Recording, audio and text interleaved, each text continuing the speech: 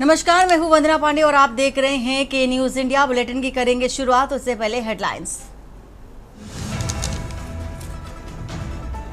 जम्मू कश्मीर को पीएम मोदी की सौगात, पीएम ने तिरंगा दिखाकर चुनाव आर्च ब्रिज का किया उद्घाटन। कटरा श्रीनगर वंदे भारत की दिखाई हरी झंडी। कटरा की जनसभा में पीएम मोदी का संबोधन। पीएम मोदी ने कहा, पाक ने भारत में दंगा कराने की कोशिश की, हमारा पड़ोसी पाक मानवता का विरोधी। दिल्ली के सरकारी स्कूल में वाटर एटीएम का उद्घाटन। सीएम रेखा गुप्ता ने वाटर एटीएम का किया उद्घाटन। सीएम रेखा गुप्ता ने कहा, आज के दिन जल दान बहुत अहम। गोरखपुर में सीएम योगी ने किया कल्याण मंडपम का लोकार्पण। नगर निगम की तरफ से बना कल्याण मंडपम, 4.5 करोड़ की लागत से निर्माण, 10 वार्डों की 2 लाख आबादी का लाभ। मोदी सरकार के 11 साल, बीजेपी ने गिनाई उपलब्धियां। मेडिकल कॉलेज हुए 2 गुने, 17 करोड़ नौकरियां निकली। पीएम बोले, युवा विकसित भारत संकल्प के अहम भागीदार। मुंबई हमले के मास्टरमाइंड तहव्वुर राणा की बड़ी जुडिशियल कस्टडी। और इसी के साथ ही 9 जुलाई को होगी अगली पेशी, सुरक्षा को लेकर इंतजाम। आप देख रहे हैं के न्यूज, खबरों का सारथी।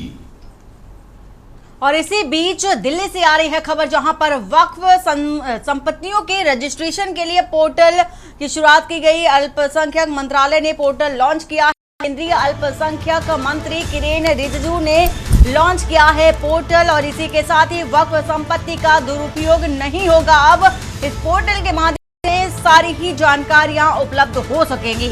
तो गरीब, मुस्लिमों और विधवा महिला का भी इस पोर्टल के जरिए लाभ होगा।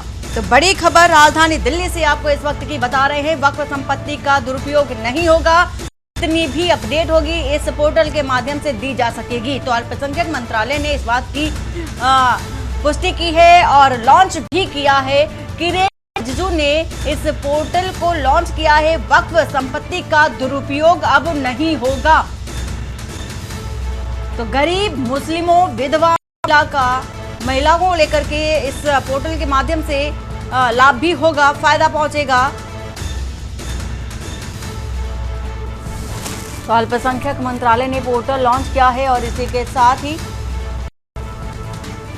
केंद्रीय अल्पसंख्यक मंत्री किरेन रिजिजू ने इस पोर्टल को लॉन्च किया है।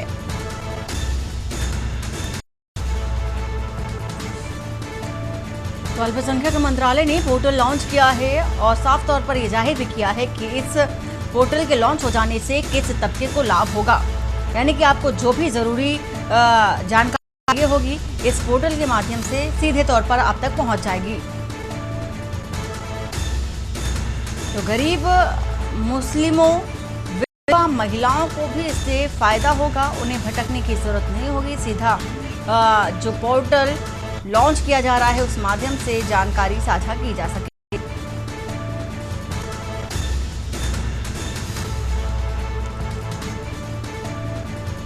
केंद्रीय अल्पसंख्यक मंत्री किरेन रिजिजू ने पोर्टल को लॉन्च किया है और साफ तौर पर जाहिर भी किया है कि जिस तरह से वक्फ संपत्तियों को लेकर के दुरुपयोग किए जा रहे थे वो अब नहीं होगा। तो दिल्ली से एक और खबर आपको बताते हैं, जो सरकारी स्कूल में वाटर एटीएम का उद्घाटन किया गया है। सीएम रेखा गुप्ता ने वाटर एटीएम का उद्घाटन किया। मंत्री प्रवेश वर्मा भी इस दौरान उद्घाटन कार्यक्रम के दौरान मौजूद रहे। आज के दिन जलदान बहुत अहम, रेखा गुप्ता का ऐसा कहना है, क्योंकि आज बेहद महत्वपूर्ण दिन भी है। किसी को पानी की समस्या नहीं होनी चाहिए।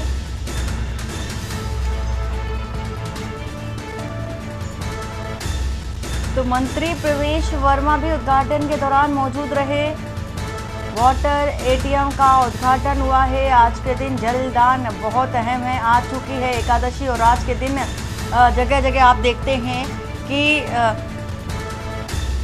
सभी जगह पानी पिलाने के लिए आप देखते हैं कि वहां पर भंडारे के रूप में, लेकिन इसी तर्ज पर ही रेखा गुप्ता ने आज का दिन चुना। आज का दिन बेहद महत्वपूर्ण दिन है और जल को लेकर के आज के दिन विशेष तौर पर महत्ता भी देखी जाती है। तो जल दान आज के दिन किया जाता है और इसी को ध्यान में रखते हुए वाटर एटीएम का उद्घाटन रेखा गुप्ता के द्वारा किया गया है। जगह जगह शरबत का वितरण भी आप देखते होंगे। लेकिन आज का दिन, चूंकि आज बड़ी एकादशी और आज के दिन पानी की जो भूमिका होती है, जल की जो भूमिका होती है, बेहद महत्वपूर्ण होती है और इसी दिन को चुना है। रेखा गुप्ता ने जल दान किया है, जल का दान किया जाता है दिन, और इसी तर्ज पर ही वाटर एटीएम का उद्घाटन उन्होंने किया है। तो सरकारी स्कूल में वाटर एटीएम का उद्घाटन रेखा गुप्ता के द्वारा दिल्ली की मुख्यमंत्री के द्वारा किया गया। प्रवेश वर्मा चूंकि मंत्री, उन्होंने भी शिरकत की।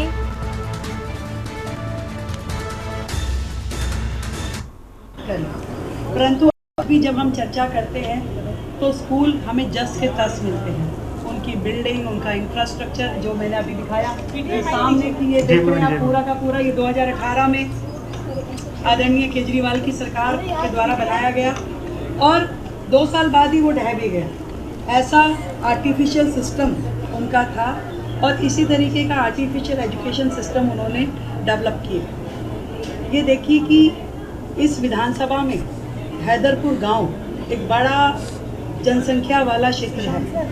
आज तक वहाँ पे इंग्लिश मीडियम का कोई स्कूल नहीं है, साइंस का कोई स्कूल नहीं है। यदि उस गांव के, उस कॉलोनी के बच्चों को साइंस पढ़नी हो तो वो कहाँ जाए?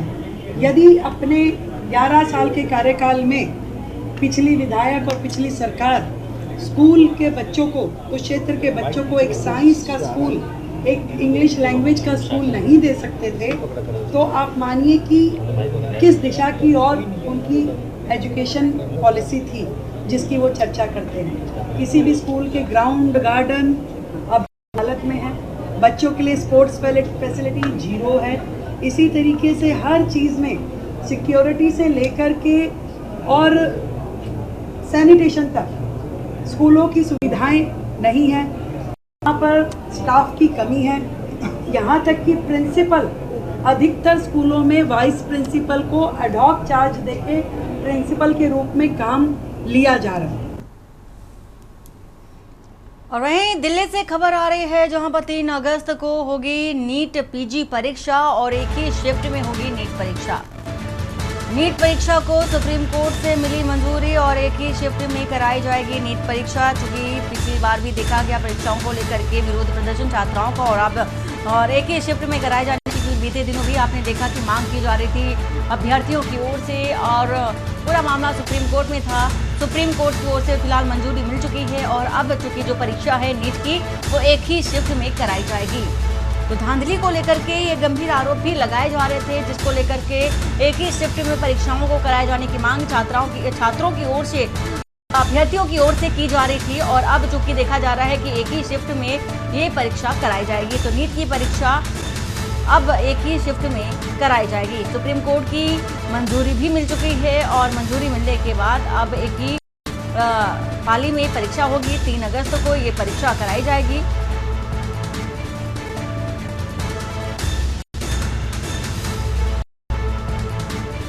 नीट परीक्षा को लेकर सुप्रीम कोर्ट की ओर से मंजूरी मिलने के बाद अब एक ही पाली में एक ही शिफ्ट परीक्षा कराई जाएगी, आयोजित कराई जाएगी 3 अगस्त को।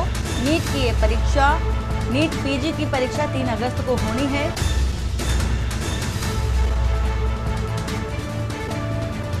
अभ्यर्थी एक ही बार में, एक ही साथ और एक ही समय पर जो परीक्षा है वो दे सकेंगे।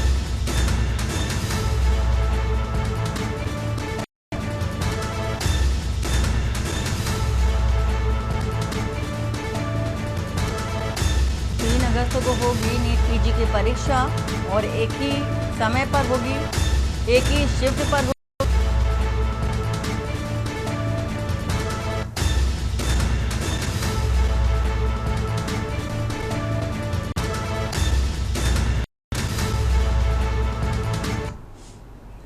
और वहीं दिल्ली से खबर, द्वारिका में पुलिस की बड़ी कार्रवाई देखी जा रही है। तो 47 बांग्लादेशी, 17 रोहिंग्या, 7 नाइजीरियाई नागरिक अरेस्ट किए गए। पुलिस टीमों ने कुल 71 विदेशी नागरिकों को गिरफ्तार किया है। FRRO के समक्ष पेश कर डिपोर्टेशन की मंजूरी मिली। सभी 71 विदेशी नागरिकों को डिटेंशन सेंटर भी भेजा गया है। तो बड़ी कामयाबी और बड़ी कार्रवाई पुलिस की ओर से, दिल्ली पुलिस की ओर से बड़ी कार्रवाई देखी जा रही है। एफआरआर को समक्ष पेश कर डिपोर्टेशन के मंजूरी भी मिल चुकी है। सभी 71 विदेशी नागरिकों को डिटेंशन सेंटर भेजा गया है। तो द्वारका में पुलिस की ये बड़ी कार्रवाई,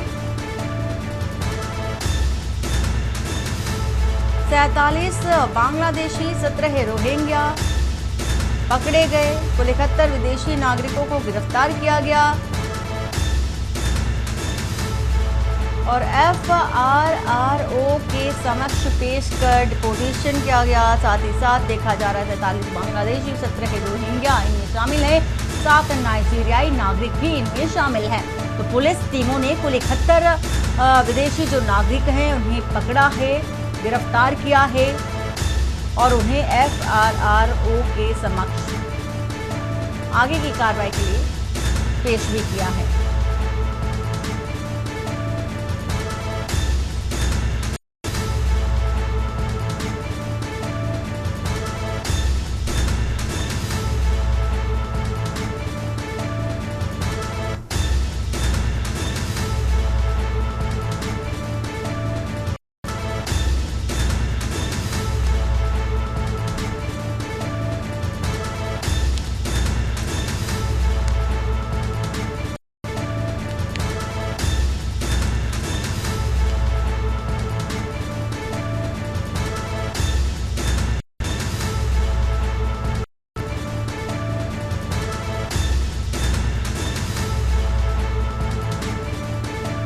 सभी 71 विदेशी नागरिकों को डिटेंशन के लिए भेजा गया।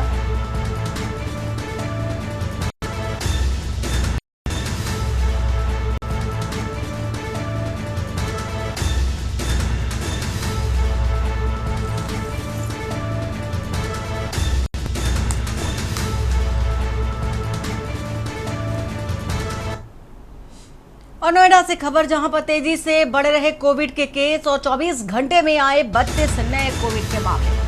जिले में अब तक कुल 190 केस सामने आ चुके हैं। 111 महिलाएं इनमें शामिल हैं। 79 पुरुष कोविड पॉजिटिव पाए गए हैं। तो बड़ी जानकारी, बड़ी खबर आपको बता रहे हैं। कोविड के निरंतर नए केस आते जा रहे हैं। तेजी से बढ़ता हुआ कोविड नजर आ रहा है। 24 घंटे में, बीते 24 घंटे की अगर बात कर ले तो 32 नए केस सामने आए, जिनमें से 111 महिलाएं हैं और 79 पुरुष शामिल है। कुल 190 केस सामने अब तक ही आ चुके हैं 24 घंटे में और ये सभी केस, ये सभी मामले हैं पॉजिटिव पाए गए हैं।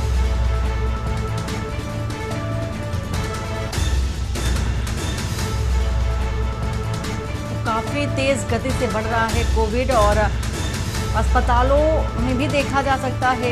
तमाम तरह के हिदायतें भी दिए जा रहे हैं लगातार प्रशासनिक तौर पर।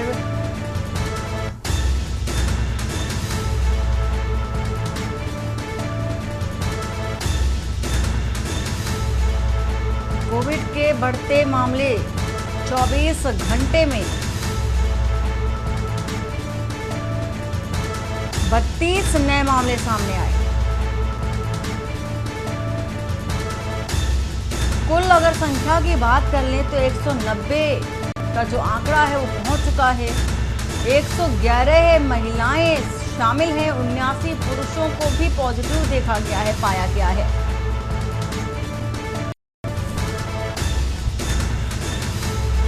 चौबीस घंटे में आए 32 नए कोविड के मामले और जिले में अब तक कुल 190 केस सामने आ चुके हैं।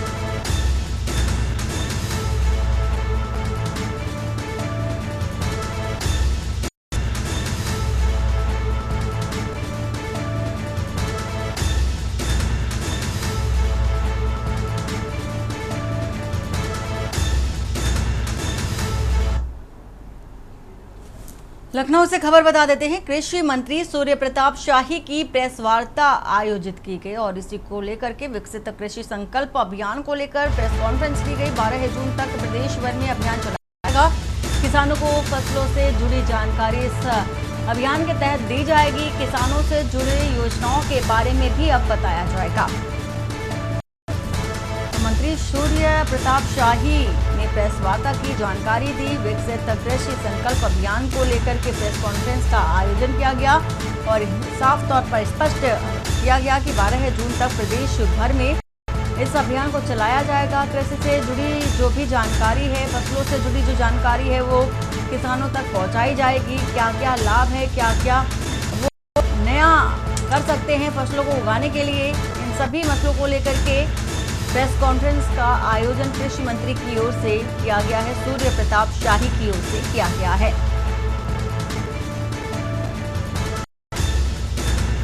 तो 12 जून तक प्रदेश भर में अभियान को चलाया जाएगा। किसानों से जुड़ी जो भी समस्याएं आ रही हैं, फसलों से जुड़ी जो जानकारी किसानों को चाहिए, उन सभी मसलों को लेकर, उन सभी बिंदुओं को लेकर के इस प्रेस वार्ता का आयोजन किया गया। फिलहाल 12 जून तक एक अभियान के तौर पर इसे संचालित किया जाना है। 12 जून तक इस अभियान को चलाया जाएगा और सभी किसानों को जानकारी दी जाएगी और किसानों से जुड़ी जो भी योजनाएं सरकार की ओर से चलाई जा रही है, उन योजनाओं के बारे में, उन विषयों के बारे में भी जानकारी उन तक पहुंचाई जाएगी।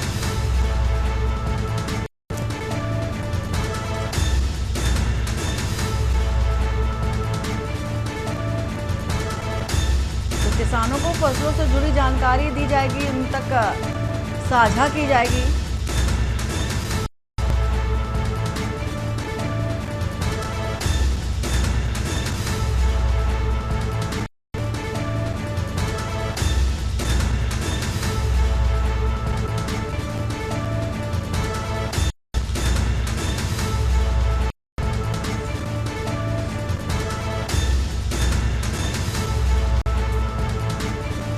कृषि मंत्री सूर्य प्रताप शाही की प्रेस वार्ता आयोजन की गई। जानकारी दी गई कि 12 जून तक एक अभियान चलाया जाएगा जो कि किसानों से जुड़ा हुआ ये अभियान होगा और ये अभियान सरकार के द्वारा किसानों के लिए क्या क्या बुनियादी सुविधाएं उन्हें पहुंचाई जा रही हैं, योजनाएं चलाई जा रही हैं, उनके बारे में बताया जाएगा।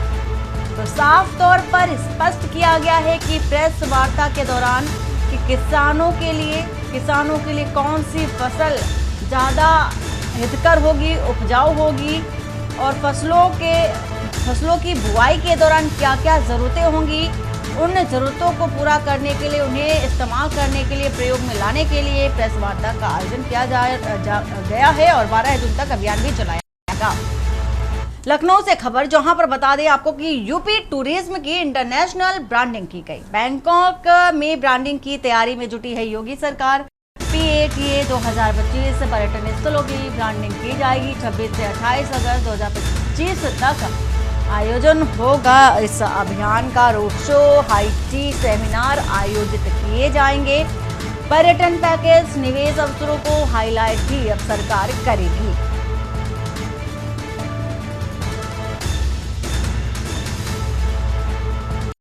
तो 26 से 28 अगस्त 2025 तक आयोजन होगा कार्यक्रम का। अभियान का जो आयोजन है वो होगा। Road show, high tea seminar भी इस दौरान कराए जाने हैं। साथ ही पर्यटन पैकेज, निवेश अवसरों को हाईलाइट भी किया जाएगा, जिससे कि पता चल सके कि पर्यटन के लिए क्या कुछ यूपी सरकार की ओर से किया जा रहा है। यूपी टूरिज्म की इंटरनेशनल तरीके से ब्रांडिंग की जाएगी कि हमारे उत्तर प्रदेश में क्या कुछ किया जा रहा है पर्यटन को लेकर के। तो PATA 2025 में पर्यटन स्थलों की पूरी तरह से ब्रांडिंग होगी। उत्तर प्रदेश में कौन कौन से वो पर्यटन स्थल हैं जहां पर पर्यटक जा सकते हैं, तो यूपी सरकार अब ब्रांडिंग करेगी पर्यटन स्थलों की। तो इंटरनेशनल तरीके से ये ब्रांडिंग की जाएगी। 26 से 28 अगस्त 2025 तक आयोजन होगा इस अभियान का। रोड शो, हाई टी को लेकर सेमिनार का आयोजन, पर्यटन पैकेज, निवेश अवसरों को भी हाईलाइट सरकार करेगी कि किस तरह से आप इस पर्यटन स्थल के लिए निवेश कर सकते हैं।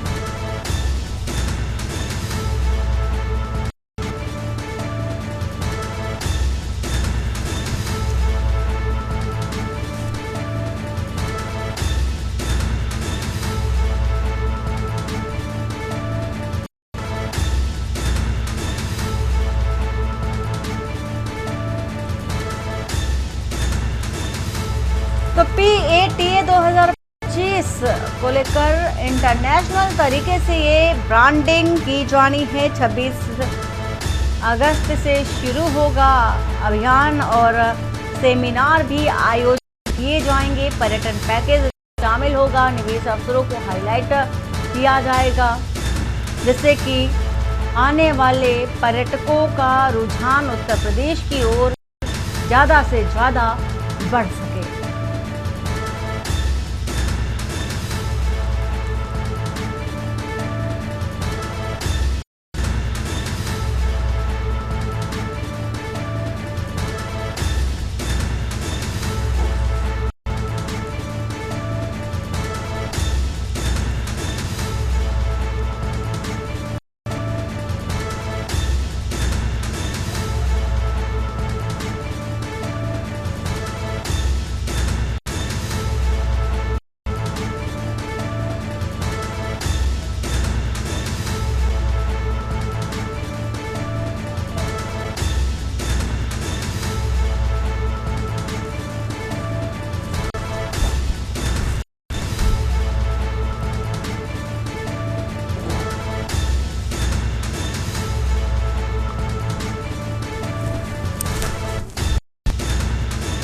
तो 26 से 28 अगस्त 2025 तक आयोजन होगा।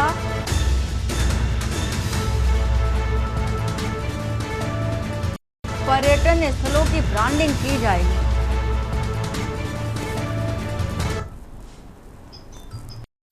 और इसी बीच प्रयागराज से भी आपको खबर बता देते हैं, जहां पर शिक्षक भर्ती को लेकर धरना DLED भर्तियों का 10 दिन से प्रदर्शन भी जारी है।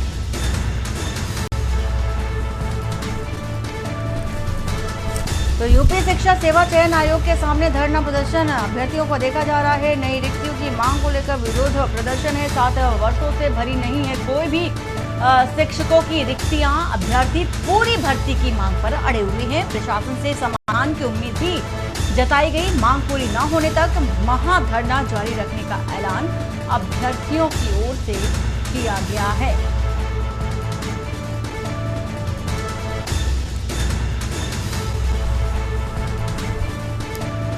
तो मांग पूरी न होने तक अभ्यर्थियों ने धरना प्रदर्शन करने का ऐलान कर रखा है। प्रयागराज में शिक्षक भर्ती को लेकर धरना प्रदर्शन अभ्यर्थियों की ओर से। DLED अभ्यर्थियों का 10 दिन से प्रदर्शन फिलहाल जारी है। तो पूरी जो भर्तियां रिक्त पड़ी हैं उन्हें भरने की मांग अभ्यर्थियों की ओर से शिक्षा आयोग की ओर से आयोग को लेकर के की जा रही है। नई रिक्तियों की मांग को लेकर विरोध प्रदर्शन जारी है।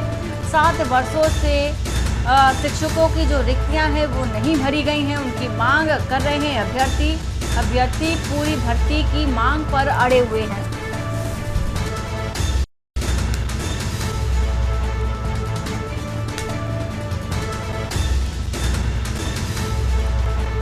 तो मांग पूरी ना होने तक महाधरना जारी रहेगा।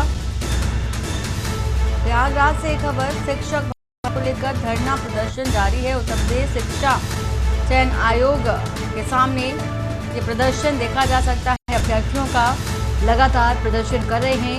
7 साल हो गए, 7 वर्षों से रिक्तियां जो कि अभी तक जो खाली पद हैं अभी नहीं भरे गए हैं, उन खाली जो जगह हैं रिक्तियां हैं उनको भरने की जो मांग है अभ्यर्थियों की ओर से की जा रही है।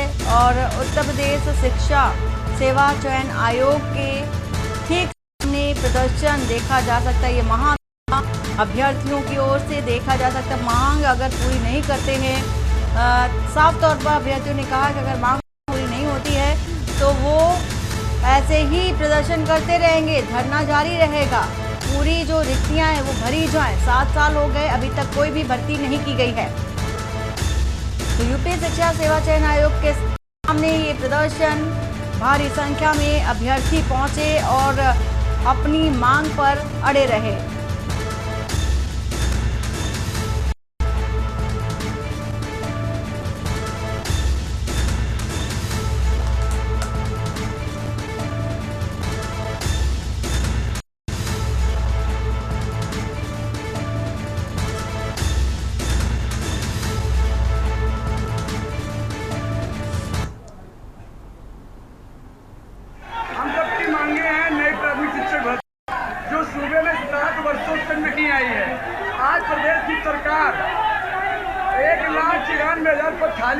डाटा तो केंद्रीय शिक्षा मंत्रालय को देती है। पीएबी रिपोर्ट के आधार पर भी उत्तर प्रदेश में लाखों पद रिक्त हैं, लेकिन कहीं ना कहीं आज उत्तर प्रदेश सरकार हम सबको विज्ञापन नहीं दिया। इसलिए आज आंदोलन के लिए बात है, आज हजारों की संख्या में छात्र यहाँ पर जमा हुआ है। हमारी मांग यही है कि 7 साल से वैकेंसी नहीं आई, जल्द से जल्द जो है हम लोगों को लिखित आश्वासन है कि वैकेंसी आएगी। तो कब कितने साल वैकेंसी नहीं आई आप लोग की? वैकेंसी 7 सालों से नहीं आई है। हम लोग 7 सालों से लगातार धरना दे रहे हैं, लेकिन वैकेंसी आ नहीं रही है। तो आप लोग का जो 10 दिन से करीब अनवरत आप लोग का चल रहा है, अगर मान लीजिए आप लोग को आश्वासन नहीं मिल पा रहा है तो आगे क्या रणनीति है आप लोग की? अगर आज कुछ लिखित आश्वासन हम लोगों को नहीं मिलता है तो मानसून सेशन चलने वाला है, हम लोग विधानसभा का घेराव करेंगे। बहुत परेशान है, मैं मथुरा से आई अपनी छोटी बच्ची को लेके आई हूँ अपने साथ। अच्छा, तो कहाँ से आई हैं आप? मैं मथुरा से आई हूँ सर। मथुरा से आई हुई है? कब से आई हुई है? मैं कल से बैठी हूँ। तो क्या डिमांड है आप लोग की? भर्ती कीजिए, 7 साल की भर्ती आई है। 7 साल को भर्ती नहीं आई है। हम लोगों की यही मांगे हैं कि ये विज्ञप्ति जल्द से जल्द जारी करें। ये लोग ट्विटर पर वैकेंसी जारी तुरंत डिलीट कर दिए। अगर जारी नहीं करना चाहिए था तो क्या जरूरत थी डालने की? हम लोग विगत 10 दिनों से लगातार धरने पर बैठे हैं और जब तक विज्ञापन जारी नहीं होगा तब तक हम लोग यहाँ से हटने वाले नहीं हैं। और बांदा में घरेलू कलह से दहला परिवार मां बेटी ने फांसी लगाकर जान दे दी। सूचना मिलते ही मौके पर पहुंची पुलिस शवों को फंदे से उतारकर अस्पताल भेजा गया। फॉरेंसिक टीम ने साक्ष्य संकलन किए और एक ही परिवार में 2 मौतों से कोहराम देखा जा रहा है। पुलिस घटना की जांच कर रही है, कारण का लगाने में जुटी है।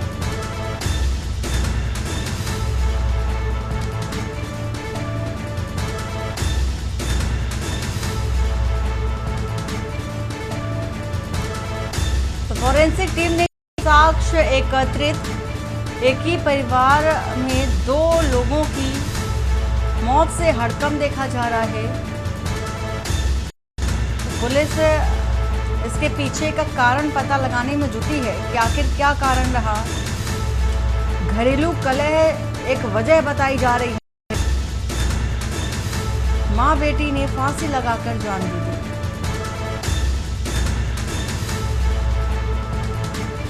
तो सूचना मिलते ही मौके पर पहुंची है पुलिस और शवों को फंदे से उतारकर अस्पताल भेजा है।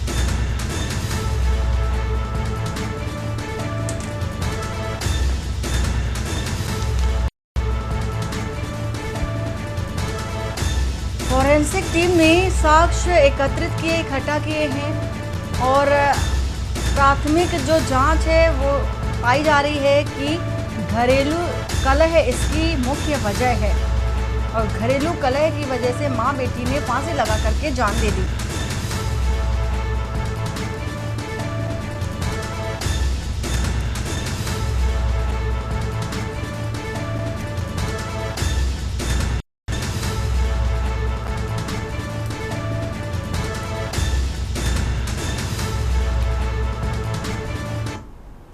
दिनांक 6/6/25 को सूचना प्राप्त हुई कि मोहल्ला बिजली खेड़ा थाना कोतवाली बांदा में एक मकान के अंदर 2 महिलाओं ने फांसी लगाकर आत्महत्या कर ली है। इस पर मैं क्षेत्राधिकारी नगर में फोर्स के व कोतवाली प्रभारी निरीक्षक को साथ लेकर मौके पर आया तो ज्ञात हुआ कि उक्त मोहल्ले के नल साथ सनाब स्वर्गीय बड़काई प्रसाद जो कि एक्स आर्मी मैन है, उनके पत्नी व पुत्री ने गृह कलह के कारण आत्महत्या कर ली है।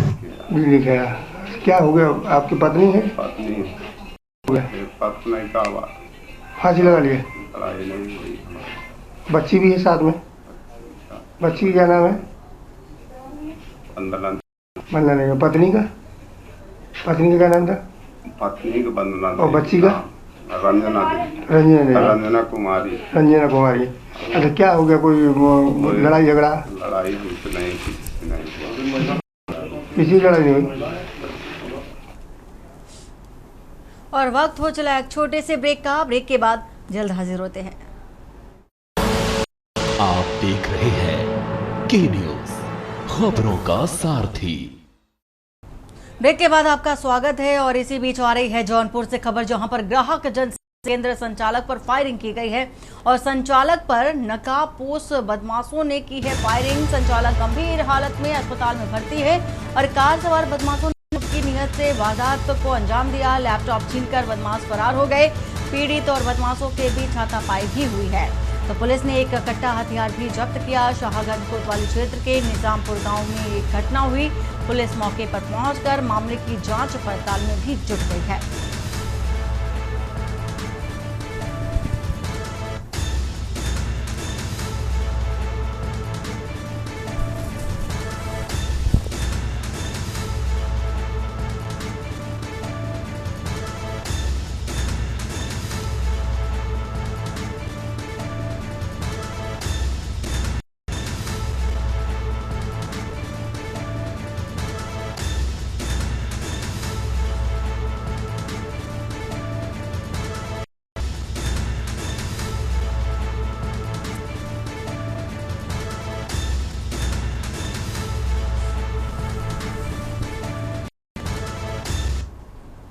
और अयोध्या से खबर, जहां पर राम मंदिर में राम दरबार और परकोटा के मंदिरों के दर्शन अभी थोड़ी देर के लिए रोके गए।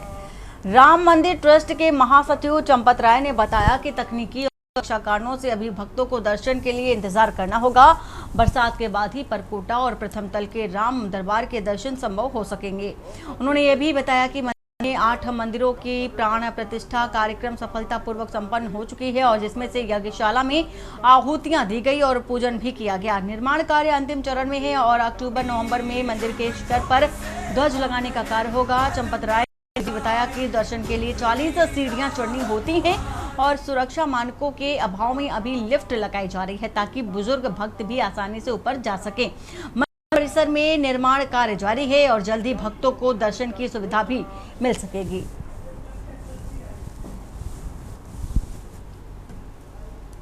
ये निवेदन है, अभी हम परकोटा के मंदिरों के दर्शन के संबंध में थोड़ा धैर्य रखने का निवेदन करते हैं।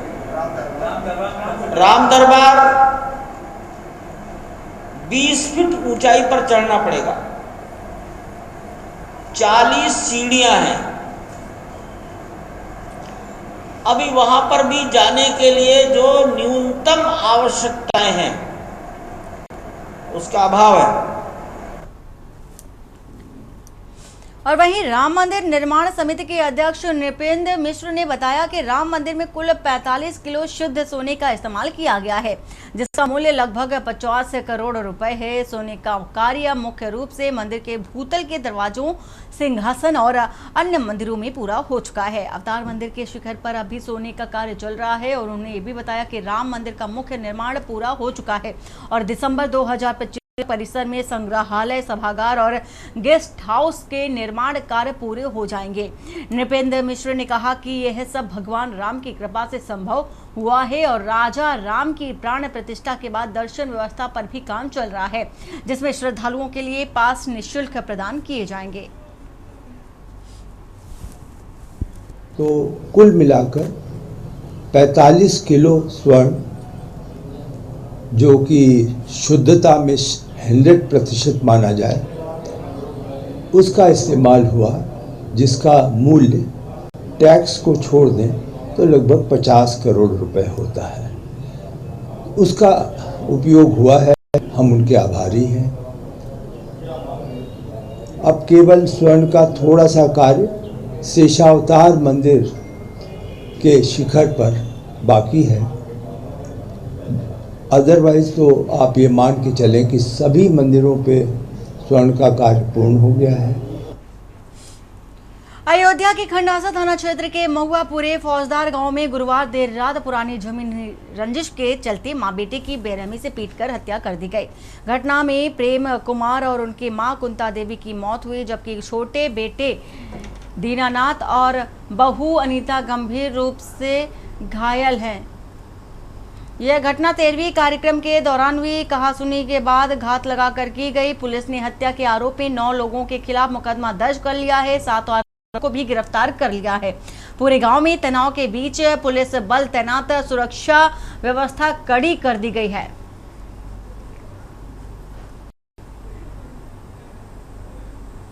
थाना खंडासा का फौजदार पूर्वा मजरा है, महुआ गांव का पूर्वा है।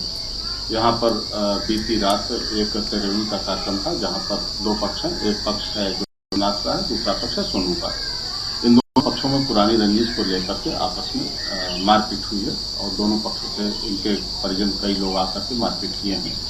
इसमें जो प्रथम पक्ष है, वादी पक्ष है, उसके प्रेमनाथ और कुंता देवी, इनको ज़्यादा चोट लगी थी, जिनको उपचार हेतु अस्पताल ले गए, जहाँ इलाज के दौरान देर रात इनकी मृत्यु हुई।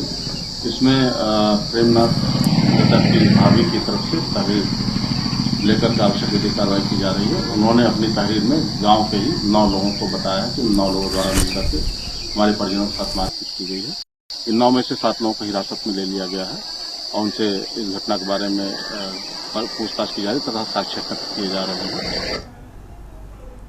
और हरदोई के पाली थाना क्षेत्र के जनपुर गांव में शुक्रवार को पुरानी रंजिश को लेकर दो पक्षों के बीच जमकर पथराव हुआ। दोनों ओर से लगभग दर्जन भर से अधिक लोग ईंट पत्थर फेंकते भिड़ गए, जिससे कई लोग घायल हो गए। घटना के वीडियो सोशल मीडिया पर भी वायरल हो रहे हैं, जिनमें एक पक्ष के लोग से और दूसरे पक्ष के लोग नीचे पत्थर फेंकते नजर आए। पथराव की शुरुआत तब हुई जब आनंद शुक्ला के परिजन बाबा हरि शरण गली से गुजर रहे थे और श्याम किशोर समेत कुछ लोगों ने उन पर गाली गलौज की। विरोध करने पर मारपीट और पथराव शुरू हो गया। पुलिस ने मामले की जांच शुरू कर दी और आवश्यक कार्रवाई का आश्वासन भी दिया है।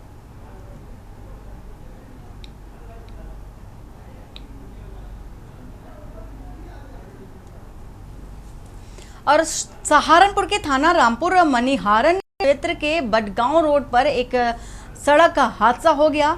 यहां डंपर ने बाइक सवार 2 युवकों को टक्कर मारी। हादसे में एक की मौके पर मौत हो गई, जबकि दूसरा गंभीर रूप से घायल हो गया।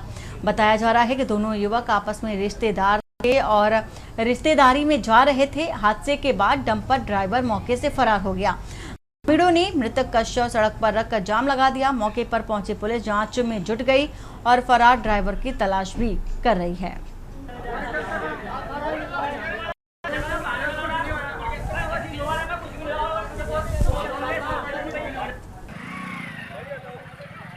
आज सुबह थाना रामपुर मनिहारन पुलिस को यह सूचना प्राप्त हुई कि शिवदासपुर पुलिया के पास एक एक्सीडेंट हो गया है।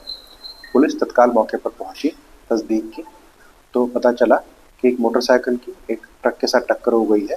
उस मोटरसाइकिल पर 2 युवक सवार थे, जिनमें से एक व्यक्ति की मौके पर मृत्यु हो गई, जिसका नाम है Johnny son of Amar Singh, जो कि जिसकी आयु करीब 24 साल के आसपास है। ये बड़गांव क्षेत्र का रहने वाला है। जो दूसरा सवार था वो ठीक है, उसको मामूली चोटें आई, जिसका नाम है विकी। और ये किसी ट्रक से जो है कोई ट्रक से इनके टक्कर हुई थी और ट्रक जो है मौके से फरार हो गया। इसमें ऑलरेडी सूचना धाराओं में जो है अभियोग पंजीकृत किया जा चुका है। ये जो ग्रामीण जो है उन्होंने इस बारे में जाम लगाया है, उनके वहाँ पर सीओ साहब भी मौजूद हैं, उनसे बातचीत की जा रही है, उन्हें समझाने का प्रयास किया जा रहा है और सिचुएशन को कंट्रोल करने। इनकी कुछ डिमांड्स थी, जैसे कि केस रजिस्टर करने को लेकर और उसके अलावा कंपनसेशन को लेकर। तो वो चीज़ें रेवेन्यू वालों के साथ भी जो है कोऑर्डिनेशन करके इनको बताई गई हैं कि जो भी इसमें बीमा मिलता है या फिर जो इस भी तरह की अलग अलग स्कीम में जो कंपनसेशन है वो इनको मिलता है, वो इनको दिया जाएगा। उसके अलावा इनकी केस रजिस्टर करने को लेकर डिमांड थी। उस डिमांड के लिए भी हमने जो है तुरंत ही इसमें हमने केस रजिस्टर कर लिया था और इनफैक्ट उसको पकड़ने के लिए विभिन्न टीमें भी लगा दी गई हैं। ये म्यानगी से अंगावली के लिए जा रहे थे जी, बहन के मिलने के लिए। ट्रक के साथ में एक्सीडेंट हुआ, ट्रक वाला फरार होगा। लाल बड्डी का ट्रक है सीमेंट का, मोरे की तरफ चकवाड़ी की तरफ गया। पुलिस इस मामले में कोई रिस्क नहीं ले रही। एम्बुलेंस एक केस हुआ, एम्बुलेंस भी नहीं आई।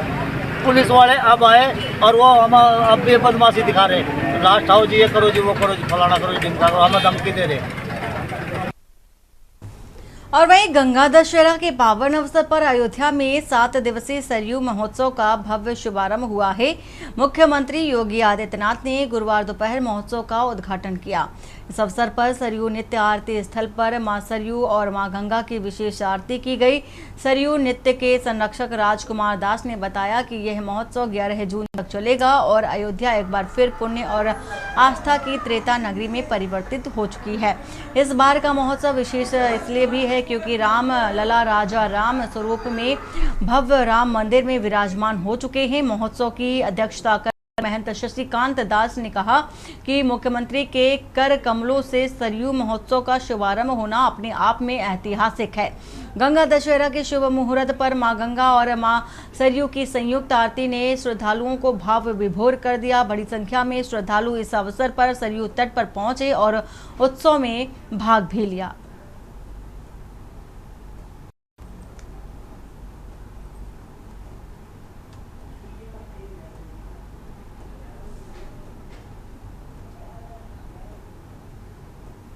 मां सरयू का ये 13 वर्ष का इस बार का आयोजन है, जो कि सरयू जयंती पर्यंत चलेगा। आज 5 जून से आज मध्याह्न काल में हमारे प्रदेश के यशस्वी मुख्यमंत्री आदरणीय योगी श्रीमान आदित्यनाथ महाराज जी ने उद्घाटन किया प्रथम सत्र का, और अभी आप लोग आरती का दर्शन कर रहे हैं, जिसमें विशाल मां सरयू के अनुरागी भक्तजन, मातृशक्ति, बच्चे सभी लोग सम्मिलित हुए। ये आज गंगा दशहरा भी है, एक मणिकांचन योग है कि आज से उत्सव का प्रारंभ हो रहा है। और हमारे यहाँ जो सरयू जी हैं वो भगवान की नेत्रजा कही जाती हैं। क्या कहना चाहेंगे? ये हम सभी लोगों का सौभाग्य है, वो सनातन धर्म के रक्षक हैं। हिंदू धर्म की रक्षा, सनातन की रक्षा गोरक्ष पीठ का सदियों से ये परंपरा रही है, और उसी का प्रतिपादन माननीय मुख्यमंत्री योगी आदित्यनाथ जी महाराज जी कर रहे हैं। उन्हें बहुत बहुत साधुवाद। जन्मदिन के पावन अवसर पर मां सरयू जी से, गंगा मैया से प्रार्थना करते हैं दीर्घायु हो, चिरायु हो, जिससे हमारे सनातन की रक्षा हो सके और धर्म की रक्षा हो सके। ये माननीय मुख्यमंत्री जी के द्वारा इस महोत्सव का शुभारंभ हुआ है, जिसमें गंगा दशहरा से लेकर सरयू जयंती महोत्सव तक है। आज गंगा दशहरा का पावन पर्व है, जिसमें माँ गंगा जी का आज विधिवत रूप से पूजन हुआ, अर्चन हुआ, वंदन हुआ, और आज गंगा दशहरा के रूप में सरयू जयंती महोत्सव के माध्यम से, आंजनेय सेवा संस्थान के माध्यम से ये उत्सव मनाया जा रहा है। और खैरागढ़ से खबर है, जो छुट्टी कार्यक्रम में जा रही पिकअप पलट गई और बकरी को बचाने के प्रयास में ये बड़ा हादसा हुआ है। ग्राम सिधार खपरी के पास ये सड़क हादसा हुआ। 15 लोग घायल बताए जा रहे हैं, 2 की हालत गंभीर है। 108 एम्बुलेंस से घायलों को पहुंचाया गया अस्पताल। 2 घायल महिलाओं को मेडिकल कॉलेज रेफर किया गया। एसडीएम टंकेश्वर साहू ने अस्पताल पहुंचकर जाना हालचाल। पुलिस ने किया मामला दर्ज और जांच जारी है।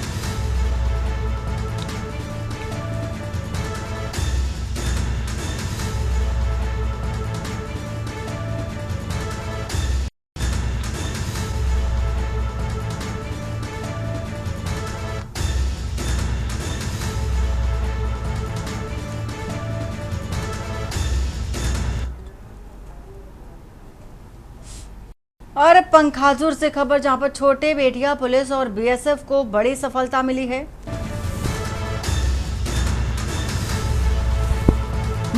की सूचना पर नक्सली की घेराबंदी कर गिरफ्तारी की गई। गिरफ्तार नक्सली की पहचान राजू नूरेटी के रूप में हुई है। नक्सली बिना गुंडा का रहने वाला जा रहा है, और इसी के साथ ही पूछताछ में नक्सली ने मुठभेड़ की बात कबूल की है। झारावर के जंगल में मुठभेड़ की योजना का खुलासा हुआ। 15 से 20 नक्सलियों के साथ मुठभेड़ में शामिल थे, और कमांडर राम देर समेत कई बड़े नक्सलियों के नाम अब उजागर हुए हैं।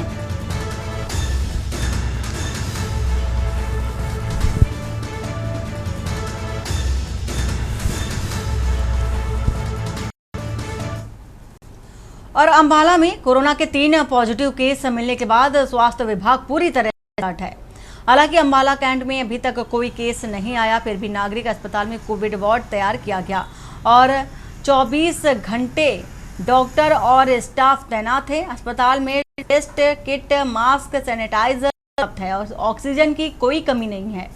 कैबिनेट मंत्री अनिल विज ने कहा कि देश और हरियाणा कोरोना से लड़ने के लिए पूरी तरह से तैयार है, लेकिन जनता को भी सावधानी बरतनी होगी और अधिकतर भीड़ भाड़ से उन्हें बचना होगा।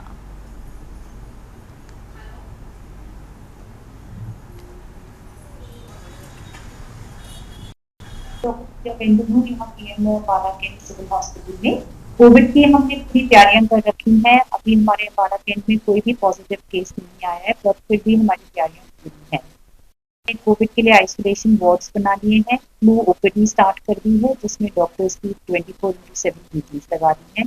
डॉक्टर्स के साथ लैब टेक्नीशियंस और बाकी हेल्थ ड्यूटी है। फ्लू ओपीडी में अगर कोई भी पेशेंट सस्पेक्टेड सिम्टम के साथ आएगा तो उसका सैंपल लिया जाएगा और उसका रैपिड एंटीजन किट के साथ टेस्ट किया जाएगा, जिसका रिजल्ट साथ के साथ ही उसको बता दिया जाएगा। इसके अलावा हमने अपने वर्कर्स को होम टू होम सर्विस के लिए भी भेजा हुआ है। वहाँ पे अगर कोई केस सिम्टोमेटिक निकलता है वो उसको अम्बाला हॉस्पिटल में लेके आएंगे और उसका टेस्ट किया जाएगा। कोविड के लिए देश पूरी तरह से तैयार है। हरियाणा में भी इससे लड़ने के लिए पूरी तैयारी कर रखी है, लेकिन लोगों को भी इसके लिए सजग होना पड़ेगा और ज़्यादा भीड़ भाड़ वाले इलाकों में जाने से परहेज करना चाहिए और सैनिटाइजर का। और पंचकुला की पहुंच कही जाने वाली रिहायशी इलाके अमरावती एनक्लेव में देर शाम अमरावती फिल्म मॉल के सामने गोलीबारी की घटना से युवक की मौत हो गई, वहीं दूसरा गंभीर रूप से घायल हो गया है। मरने वाले का नाम बताया जा रहा है कि सोनू नोलिटा बताया जा रहा है। घटना 10:30 के करीब की है और जानकारी देते हुए घटनास्थल पर उपस्थित राकेश ने बताया है कि मृतक सोनू नोल्टा अपने 3 युवतियां और एक अन्य युवक मित्र प्रिंस के साथ शाम का पंजाबी फिल्म का शो देखने मॉल में आया हुआ था। जब फिल्म का शो खत्म होने के बाद करीब 10:15 बजे वो मॉल के बाहर सड़क के किनारे खड़ी अपनी स्कॉर्पियो में बैठने लगा तो तभी पीछे से एक स्विफ्ट गाड़ी से आए 2 युवकों ने उन पर अंधाधुंध फायरिंग कर दी। फायर होते ही सोनू ने गाड़ी बैक करके भागने की कोशिश की, लेकिन गोलियां लगने के कारण गाड़ी पीछे एक घर के गेट की दीवार पर जा टकराई। वहीं फायर करने के बाद आरोपी मौके से फरार हो गया।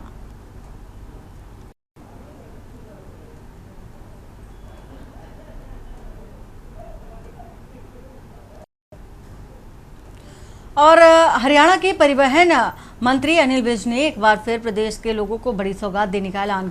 जल्द ही हरियाणा रोडवेज के बेड़े में 150 नई वातानुकूलित इलेक्ट्रिक बसें शामिल होंगी और मंत्री ने बताया कि यात्रियों को यह आरामदायक और पर्यावरण के अनुकूल यातायात सुविधा मुहैया कराने के लिए यह कदम उठाया जा रहा है। इलेक्ट्रिक के आने से न केवल सफर आसान होगा और आरामदायक होगा, बल्कि पर्यावरण संरक्षण में भी मदद मिल सकेगी।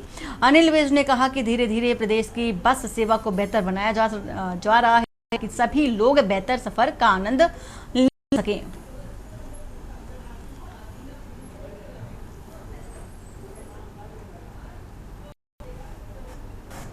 अच्छी यातायात व्यवस्था देने के लिए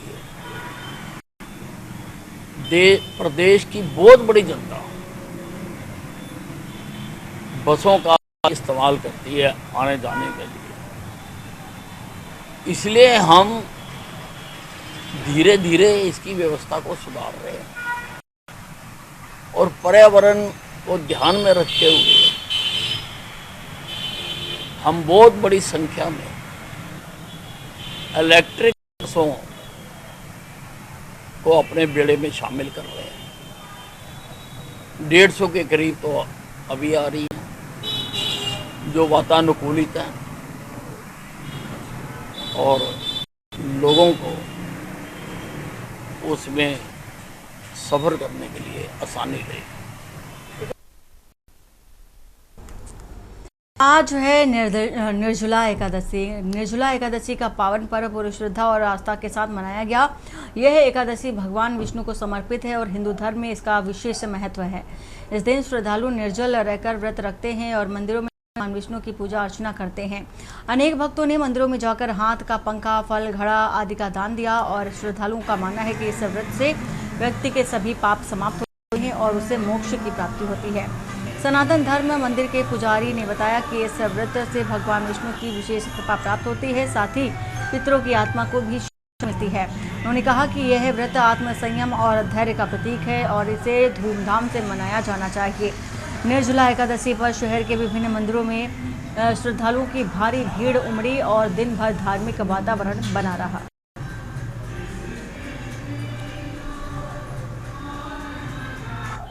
आज निर्जला एकादशी का व्रत रखा हुआ है मैंने, और भगवान इस दिन और माँ लक्ष्मी की भी, और जल का बहुत है और निर्जल रहते हैं, जल नहीं पीते हैं, और जितना उतना करना चाहिए इसमें, तो वैकुंठ की प्राप्ति होती है। अगर आप जितना आप दान करते हैं आज के दिन, तो उतना आपके लिए श्रेष्ठ है। हाँ जी, आज निर्जला एकादशी है, जो बिना निर्जला से मतलब है बिना जल के, विष्णु भगवान जी के से बिना जल के एकादशी रखी जाती है। जो सबसे पहले ये भीम को दिक्कत होती थी कि उनसे एकादशी नहीं रखी जाती थी उनसे, तो उन्होंने व्यास जी से पूछा था कि कैसे भी मैं करूं तो मुझसे नहीं रखी जा। उन्होंने कहा पूरे साल में अगर आपने नहीं रखी कोई बात नहीं, आप एक ही एकादशी जो है निर्जला एकादशी इसको रख सकते हैं, जो बिना पानी के, बिना अन्न आहार के, बिना उसके लिया जाता है। तो इससे मुझे के सारे उसमें आशीर्वाद है, उन्हीं के आशीर्वाद से ही सभी लोग उनका नाम लेके व्रत रखते हैं। मंगलाय तनोहरि, मैं बुद्धिवल्लभ शास्त्री, श्री सनातन धर्म मंदिर, हिल रोड, अम्बाला, छावनी। और आज बड़े सौभाग्य की बात है कि प्रतिवर्ष की भांति श्री सनातन धर्म मंदिर देवालय में निर्जला एकादशी का बहुत महत्व है, और हम इस पर्व को बड़े धूमधाम से मना रहे हैं। निर्जला एकादशी को एक शास्त्रों में कहा गया है, इसको भीमसेन एकादशी भी कहते हैं। आज का महत्व यह है, भक्तों की बड़ी संख्या है और भक्तजन बड़े प्रसन्न भाव से आज आ रहे हैं और भगवान विष्णु जी का पूजन कर रहे हैं।